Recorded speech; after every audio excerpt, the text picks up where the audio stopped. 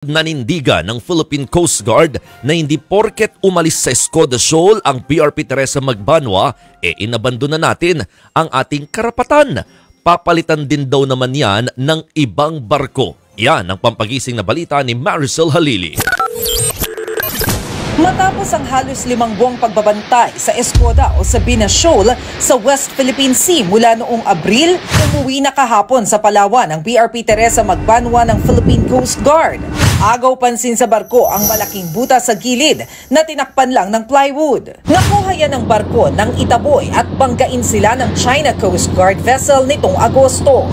Ayon sa PCG, bumalik sa Palawan ang PRP Teresa Magbanwa dahil sa matinding sama ng panahon.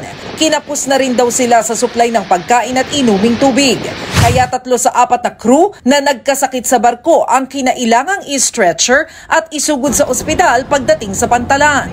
Ang 3 tropa natin ay na-diagnose ng ating doktor on board, dehydrated dahil sa kakulangan ng tubig and of course the nutritious food, no? Gaya nga na sinabi ng commanding officer kahapon, ang kinain lang nila for almost 3 weeks ay lugaw.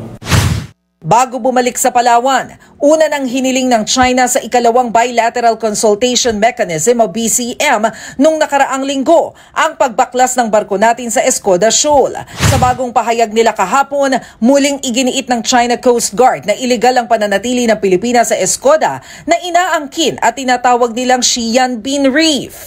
Sagot naman ng PCG at ng National Maritime Council, tayo ang may karapatan sa bahura. Kaya hindi raw tayo basta magpapadala sa panggigipit ng China. We have not lost anything. We did not abandon anything. Escoda Shoal is still part of our exclusive economic zone. We can deploy vessels anytime we like. We can go there anytime we like. Impact hindi.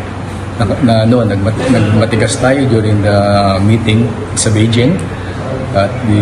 Our DFA stated that our presence will be maintained in the shoal. So it's not a withdrawal.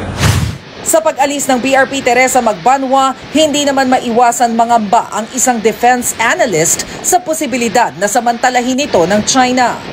It will repeat the mistakes of Scarborough Shoal, wherein the Pinoy administration withdrew the vessel thinking that the Chinese would act in good faith. Instead, the Chinese stayed permanently na, and they've been there since 2012.